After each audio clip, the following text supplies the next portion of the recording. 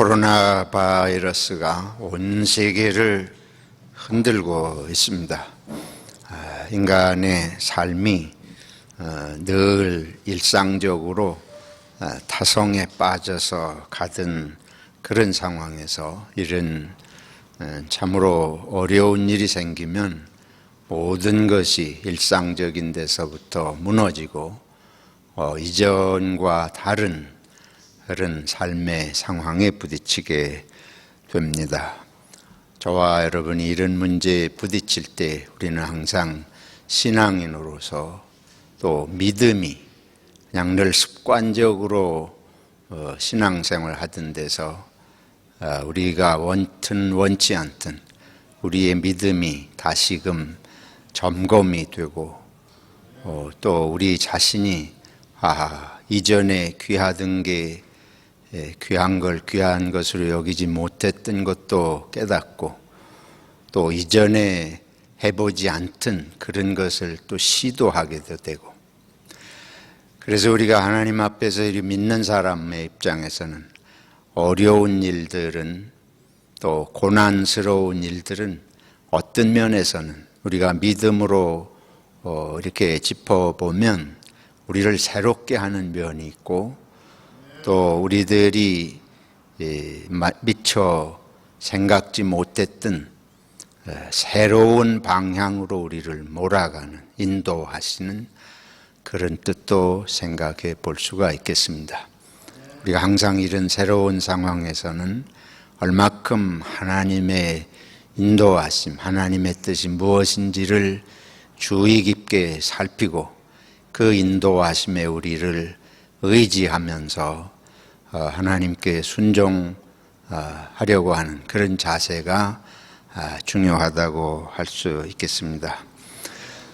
오늘 읽은 말씀들을 통해서 부활의 메시지 몇 가지를 같이 나누고 싶습니다. 예수님께서 금요일 오후에 돌아가셨습니다.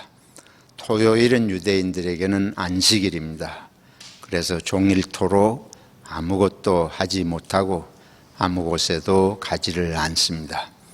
예수님이 이제 돌아가시고 아리마대 요셉과 니고데모가 예수님의 시신을 가져다가 그 무덤에 이제 안치를 하고 하룻밤이 지났습니다.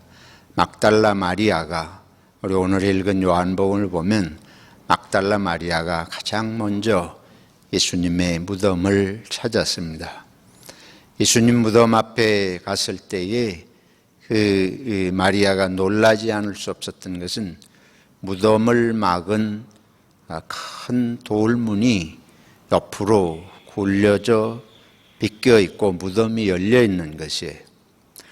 우리 한국 사람들의 무덤을 쓰고 또 호주도 마찬가지지만 이렇게 땅 아래 파고 시신을 묻는 이런 것이 아니고, 유대인들의 많은 무덤은 이렇게 석회암 벽으로 되어 있는 벽을 뚫고 거기에 시신을 안치하고 큰 돌문을 막아 두는 이런 것인데, 돌문이 옮겨져 있어요. 놀래가지고 그 안을 보니까 예수님의 시신이 보이질 않습니다. 마리아가 누가 예수님의 시신을 옮겼거나 무슨 일이 발생했구나 놀래가지고 이제 당황하고 이 사실을 베드로를 비롯한 제자에게 알렸더니, 베드로와 또 오늘 요한복음을 기록한 바로 요한이 급하게 그 무덤에 달려온 이야기가 상세하게 기록이 되어 있습니다. 이 요한복음을 기록한 요한이 자기가 먼저 달려가서 무덤 안을 들여다보니까 예수님의 시신을 쌌던 세마포는 거기 놓여 있는데 시신은 없어요. 그러고 있는 상황에서 베드로가 달려와서 베드로가 선뜻 무덤 안을 들어갑니다. 요한도 따라 들어가서 보니까 정말 시신이 없어요. 그래서 두 제자가 어떻게 된 영문인지를 알지 못하고 집으로 돌아갑니다. 그러나 마리아는 그때까지도 무덤 밖에서 울고 있다가 다시 무덤만을 들여다보니까 천사가 둘이 발치와 머리 곁에 있으면서 마리아에게 물어요. 왜 우느냐? 마리아가 내 주님 시신을 어디로 갔는지 알 수가 없습니다. 그러니까 그러고는 이제 대화를 하고 있는데 바로 뒤에 예수님이 서 계셨습니다. 그러나 마리아는 상상도 할 수 없었기 때문에 자기 뒤에 있는 분이 예수님인지를 알지 못하고 있는데 예수님께서 물으셔요. 어찌하여 우느냐? 무슨 일로 우느냐? 그러니까 이 마리아가 똑같은 대답을 해요. 우리 주님의 시신을 누가 옮겼는지 어떻게 됐는지 알 수가 없습니다. 혹시 알면 알려주십시오. 그러자 예수님께서 마리아야 하고 마리아의 이름을 부르니까 마리아가 그때서 예수님인 줄을 깨닫는 이런 장면이 오늘 아주 상세하게 기록이 되어 있습니다. 저와 여러분을 비롯해서 많은 사람들이 누구도 부활을 인간의 이성으로 현실 속에서 경험할 수 있는 일로 우리들이 보지 못하기 때문에 부활에 대해서 의심을 하게 되는 것은 당연한 일입니다. 이 성경이 이와 같이 예수님의 죽으심과 무덤의 시신이 없이 비어 있고 예수님 부활하신 이런 내용을 기록하는 것은 바로 그때 당시 사람들도 예수님의 부활을 믿을 수 없었던 것이기 때문에 그럼에도 불구하고 이것은 사실이다 하는 것을 증거하기 위해서 성경이 이 장면을 이와 같이 상세하게 기록하고 있습니다. 전통적으로 예수님의 부활을 성경을 통해서 두 가지 증거를 이야기합니다. 첫째는 지금 나온 빈 무덤이 비었다. 예수님이 돌아가시고 거기에 장사 지낸 게 분명한데 무덤에 시신을 안치한 게 분명한데 안식일 다음 날 마리아를 비롯한 제자들이 이와 같이 가보니까 시신이 없고 무덤이 비었다. 이걸 예수님께서 부활하신 증거로 성경이 이렇게 이제 말씀을 하고 있습니다. 두 번째는 단순히 그 예수님의 시신이 없는 빈 무덤만 가지고 부활했다고 어떻게 말할 수 있겠어요? 당시에 바리새인들과 유대 종교 지도자들이 예수님 살아계실 때에 벌써 사흘 만에 부활하실 거를 말씀하셨기 때문에 그거를 듣고 빌라도에게 가서 청원을 해요. 저 예수를 따르는 자들이 예수가 죽고 사흘 만에 부활한다고 말했기 때문에 아마 저들이 우리가 예수가 부활할 리는 없다고 생각하지만은 분명히 저 제자들 중에 따라다니던 자 중에 누군가 시신을 도둑질해 가고 그리고는 어디다 숨겨놓고 부활했다 이렇게 할 것이 틀림없다. 그러니까 우리가 이 무덤을 굳게 지킬 수 있도록 경비병을 군대를 보내주세요. 그러니까 빌라도가 너희들에게도 경비병이 있으니 가서 지켜라. 그래서 사람들이 벌써 그런 생각들을 하고 있었습니다. 그런데 제자들도 뭐 예수님의 부활을 상상이나 했겠어요? 믿을 수 없는 일이죠. 예수님이 무슨 말씀을 하셨더라도 그들이 그 말을 무슨 의미인지 실감나게 믿었을 리는 거의 없다고 봅니다. 우리들과 같은 이제 이런 생각과 경험을 가지고 있었으므로. 그래서 정말로 예수님께서 그 다른 사람들이 소문을 낸 것처럼 예수님이 살아나신 게 아닌데 누군가가 그 시신을 다른 데로 옮겨놓고 부활했다, 이렇게 거짓말을 만약에 했다고 한다면 예수님의 제자들이 그들도 예수님의 부활을 제대로 믿지 않고 있었던 거 아니에요? 그들이 그걸 철석하게 믿었던 게 아니에요. 우리가 도마를 보세요. 도마도 요한복음에 우리 도마 이야기가 나오는데, 도마도 내가 예수님이 살아나셨다 하는 걸 제자들이 말할 때에, 보았다 그럴 때에 나는 믿을 수가 없다.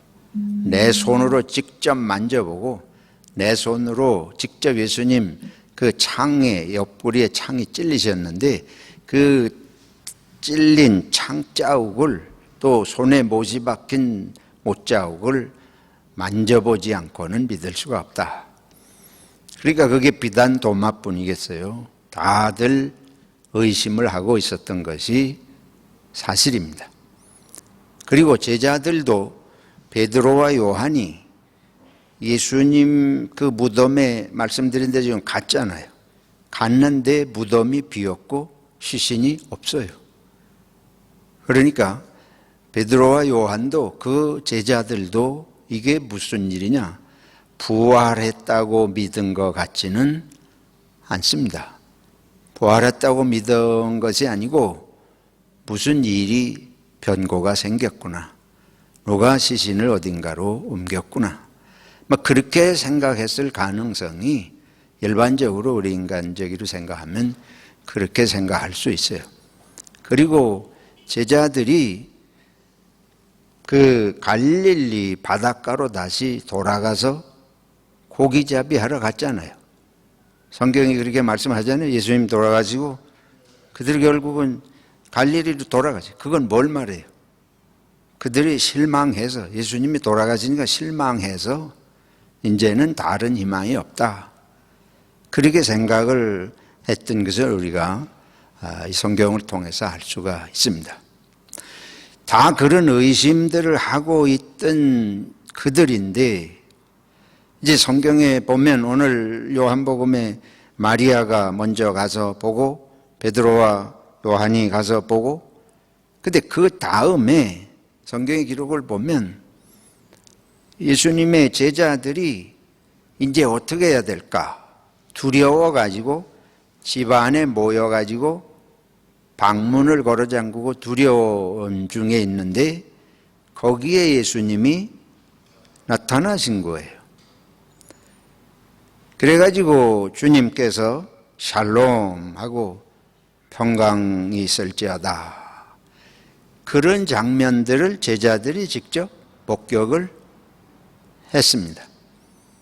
그리고 이제 그 후에 말씀드린 대로 갈릴리 호수에 가가지고 고기잡이 하고 있을 때에 예수님께서 거기에 나타나셨잖아요.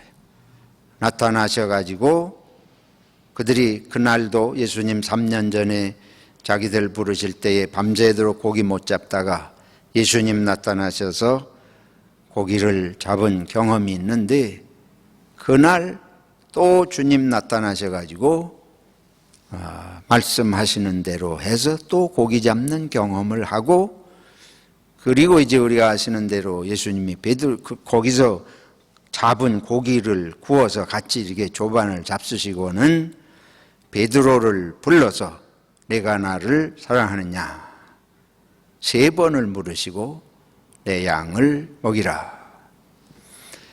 그래서 성경이 이런 내용들은 예수님의 부활하신 모습을 제자들은 직접 만났습니다. 처음에는 의심도 하고 믿을 수 없었지만 직접 그들은 예수님이 부활하셔서 자기들 가운데 나타나시고 같이 잡수시고 말씀하신 걸 직접 경험을 했습니다. 오늘 저희들이 사도행전 10장 34절부터 43절 읽었는데, 그 장면은 뭔고 하면 베드로 사도가 이방인 로마의 군대 백부장인 고넬료의 집에 가서 하나님의 인도하심으로 말씀을 전하는 장면이에요. 그 말씀 전하는 내용의 핵심을 오늘 우리가 읽었습니다. 그 내용을 보면 베드로 사도가 전하는 내용은 이 예수님, 유대인들이 예수님을 십자가에 못 박아 죽였는데 하나님께서 다시 살리셨고 우리가 그 예수님을 만났고 예수님하고 함께 식사도 했다. 그 얘기를 고넬료에게 증거하면서 예수님의 죽으심과 부활이 사도들이 어디 가서나 초대교회에는 복음을 전한 전도의 핵심적인 내용이었던 것을 말씀하고 있습니다. 성경은 우리는 부활을 믿을 수 없는 것, 그거 뭐 정상이에요. 믿음이 특별히 없어서 못 믿는다고 생각할 필요는 없습니다. 사도들도 못 믿었고 모든 사람들도 일반적으로 믿기 어려운 것이고 저희들도 잘 믿기지 않는다고 해서 그 사람이 특별히 믿음이 없다 그렇게 생각할 필요 없어요. 또 여러분도 예수님의 부활을 어떻게 믿을까 마음의 의문이 솟아난다 그래서 그것 때문에 내가 믿음이 없다고 생각하고 하나님 앞에 죄송하다 이렇게 생각할 것이 없습니다. 부활을 믿을 수 없는 건 당연한 거예요. 그런데 우리들의 그걸 알면서 성경이 이제 이것을 기록하고 있는데 부활이 그러면 그렇게 중요하냐? 왜 우리가 믿을 수 없는 것이 왜 이런 일이 일어나고 이것이 기독교에서 그렇게 중요하냐? 부활이 왜 그렇게 중요하냐? 사람들에게 쉽게 믿을 수 있는 얘기를 하지 믿을 수 없는 얘기를 그렇게 애를 써가면서 그걸 이 이야기를 이렇게 하느냐? 그 까닭은 부활이 없으면 기독교는 성립되지 않기 때문입니다. 기독교는 부활을 믿는 종교입니다. 왜 그러냐? 우리가 요한복음 3장 16절에 보면 하나님께서 예수님을 세상에 보내신 목적을 이렇게 말씀하세요. 하나님이 세상을 이처럼 사랑하사 독생자를 주셨으니 이는 저를 믿는 자마다 무엇을? 영생을 얻고 그러잖아요. 영생이 예수님이 이 땅에 오신 목적이에요. 영생을 주시는 것이 예수님이 이 땅에 오신 모든 목적의 종합적이고 핵심적인 내용입니다. 영생이 없다면 우리는 구약만 믿는 유대교하고도 다르고 세상의 어떤 다른 종교하고 달리 우리 기독교는 영생을 믿는 종교입니다. 그런데 영생이라 그러면 우리가 둘 중에 하나예요. 안 죽거나 부활하거나. 그렇지 않아요? 다른 영생의 길이 어디가 있어요? 살아서 안 죽거나 아주 안 죽는 길이 열리거나 아니면 죽고 예수님처럼 부활하거나. 그거 외에 무슨 영생이 있습니까? 그러니까 영생이 우리 기독교 신앙의 핵심인데 바로 그 영생의 길을 위해서 예수님이 오셨고 우리들에게 영생을 예수님이 약속하시고 그러시면 예수님부터 영생의 본이 되셔야 될 거 아니에요. 성경이 말하는 대로 예수님이 우리들의 영생의 첫 열매라. 그 말은 예수님부터 영생의 길을 보이셔야 될 거 아니에요. 그러니까 죽으시고 다시 부활하신 것이 바로 영생의 길을 여시고 우리를 영생으로 인도하시는 것이기 때문에 부활은 기독교에서 가장 중요한 신앙의 핵심이 옳습니다. 바울 사도는 뭐라 그러는가 하면 부활이 없으면 우리의 믿음이 다 헛것이다. 부활이 없으면 우리는 믿으나 마나다. 뭐 이 세상에서 좀 잘 되고 말고 이런 거 정도가 아니고 우리에게는 영생이 있어야 되고 영생의 길이 부활이기 때문에 부활은 기독교 신앙의 가장 중요한 핵심인 줄로 믿습니다. 그러면 우리가 한 가지 더 질문해 볼 수 있어요. 왜 아주 부활할 수 있으면 아예 안 죽지? 그러잖아요. 예수님 같이 십자가에 달린 강도 중에 한 사람도 너부터 구원해보라. 십자가에서 죽지 말고 내려오라는 거예요. 왜 죽느냐? 죽지 않고 영원히 사는 것이 더 우리가 원하는 거 아니에요? 누구든지 그거 원하지 않습니까? 진시황이 불로초를 먹고 죽지 않고 싶어서 그랬다는 얘기뿐만 아니고 오늘날도 어때요? 이제 코로나 바이러스 때문에 한국이 요란할 때에 한국 사회가 요란해진 것 중에 하나가 신천지 아닙니까? 다 아시는 대로. 신천지 이만희가 우리의 이 사람의 마음을 딱 알고는 자기를 믿으면 안 죽고 뭐 한다? 영생한다. 신천지의 핵심은 그거예요. 안 죽고 영생한다는 거예요. 이만희 교주를 믿는 사람이 14만 4천이 되면 안 죽고 그 사람들은 다 영생한다. 그러니까 이 이만희란 사람이 무엇을 원하는지를 딱 알고 이게 이제 자기가 죽는 날에는 아주 희대의 사기꾼이 되는 거죠. 근데 자기가 그런 역사의 최고의 사기꾼이 되든 말든 살아있는 동안 사람들을 그렇게 속여서 홀리는 이런 인간도 세상에 있습니다. 근데 아무튼 예수님이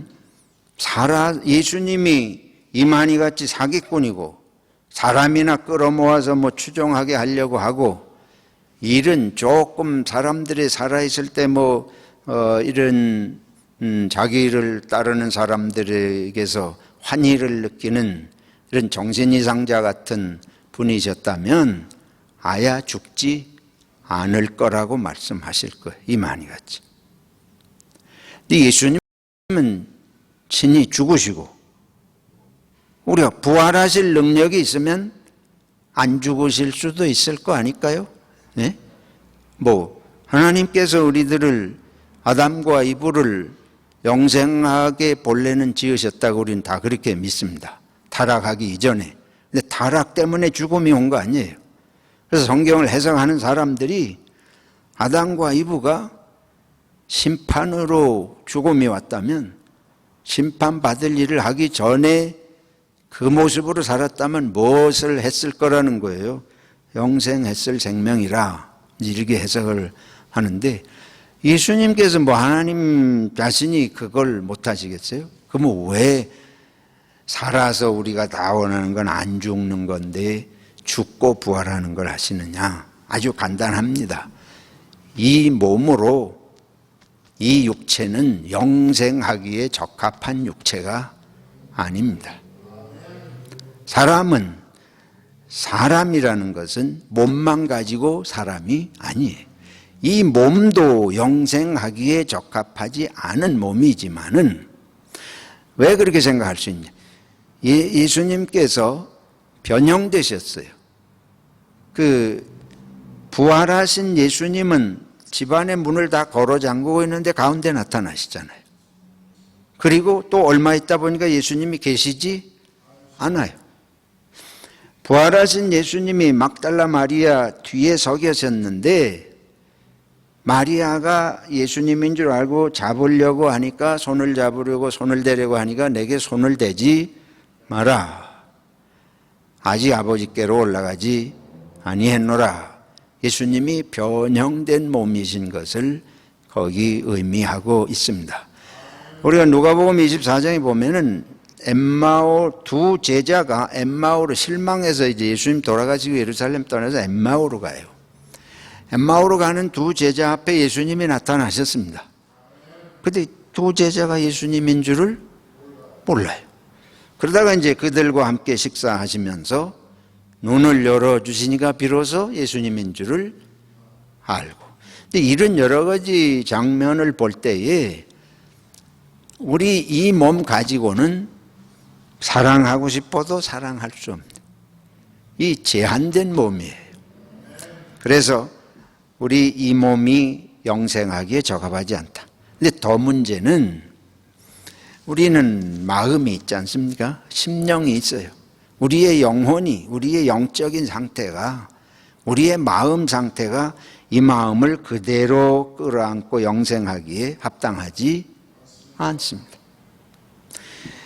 우리 하나님께서는 우리의 영생의 은혜를 주시기를 원하시는데 그것은 그냥 이 몸을 끌어안고 이 마음을 품고 영원히 사는 것을 말씀하는 것이 아니고, 왜냐하면 그렇게 살면 지금 이 마음을 가진 사람들만 다 천국에 모아놓고 죽지도 않고 오래 살면 그게 지옥일까요? 천국일까요? 이게 거기서도 우리들이 변화가 일어나지 않고 이렇게 싸우는 정치가들이나 무슨 범죄하는 살인자들이나 이런 온 세계에 이런 우리들의 모습이 그대로 그냥 지속된다면 그게 천국에 가나 마나 무슨 차이가 있겠습니까? 그냥 쉽게 생각해 보는 거예요.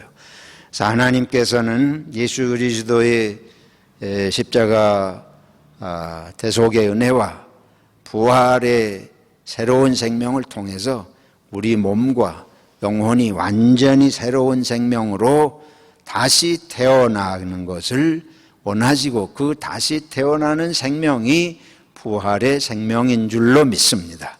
요한복음 3장부터 벌써 인간은 다시 나야 된다. 그게 주제예요. 근데 부활이 그 완성을 말하는 것입니다. 다시 태어나는 그것이 바로 부활의 생명인데, 부활의 생명의 핵심은 뭐냐? 부활의 생명의 핵심은 다른 게 아니고 참으로 사랑하는 생명의 본성. 그래서 성경이 이렇게 말씀해요. 부활한 새 생명의 세계의 생명은, 요한 1서를 제가 몇 구절을 읽고 정리하겠습니다. 우리가 형제를 사랑함으로 사망에서 옮겨 생명으로 들어간 줄을 알거니와 사랑치 아니하는 자는 사망에 거하느니라. 이게 생명과 죽음의 문제가 사랑이라는 것이에요. 형제를 사랑하는 것이 사망에서 생명으로 옮겨간 것이다. 사랑이 새 생명의 본질을 말씀하십니다. 그의 계명은 이것이니 곧 그 아들 예수 그리스도의 이름을 믿고 그가 우리에게 주신 계명대로 서로 사랑할 것이니라. 사랑하는 자들아, 우리가 서로 사랑하자. 사랑은 하나님께 속한 것이니 사랑하는 자마다 하나님께로 나서 하나님을 알고, 사랑하지 아니하는 자는 하나님을 알지 못하나니 이는 하나님은 사랑이심이라. 어느 때나 하나님을 본 사람이 없으되 만일 우리가 서로 사랑하면 하나님이 우리 안에 거하시고 그의 사랑이 우리 안에 온전히 이루느니라. 하나님이 우리를 사랑하시는 사랑을 우리가 알고 믿었노니 하나님은 사랑이시라. 사랑 안에 거하는 자는 하나님 안에 거하고 하나님도 그 안에 거하시느니라. 부활의 생명은 사랑입니다. 그래서 부활하신 예수님이 베드로를 부르셔서 네가 나를 사랑하느냐. 예수님이 무슨 사랑에 목마르셔서가 아니고 참 생명의 길이 사랑의 삶이기 때문에 베드로에게 3번을 이거를 말씀하시는 것입니다. 정리를 하겠습니다. 부활은 믿을 수 없지만 부활은 사실입니다. 예수 그리스도의 부활은 사실일 뿐만 아니고 기독교 신앙의 핵심이요 반드시 있어야 하는 것입니다. 부활은 우리들에게 영생의 성품, 곧 사랑의 새 생명으로 거듭나게 하는 역사 옳습니다. 우리는 이 부활을 소망하기 때문에 우리의 신앙생활을 통해서 우리가 넘어지기도 하고 우리가 부족하고 허물이 있고 죄가 있기도 하지만은 예수님께서 우리를 십자가를 통해 대속하시고 부활을 통해서 우리가 다 새 생명으로 온전한 하나님의 사랑의 생명으로 새로 태어날 것을 약속하시기 때문에 그 부활은 우리의 참된 소망이고 우리 모든 인류의 영원한 소망이 되어야 할 줄로 믿습니다. 이 어두운 시대에, 이 불안의 시대에, 이 죽음의 시대에 정말 증거해야 할 기독교의 핵심적인 메시지는 예수 믿고 영생 얻어 부활하는 새 생명입니다. 저와 여러분이 예수님의 은혜로 이 새 생명, 부활의 생명을 받은 걸 감사하면서 어디 가서든지 처음 교회의 사도들이 누구에게나 이 부활의 메시지를 전한 것처럼 담대하게 확신을 가지고 이 부활을 증거해야 할 줄로 믿습니다.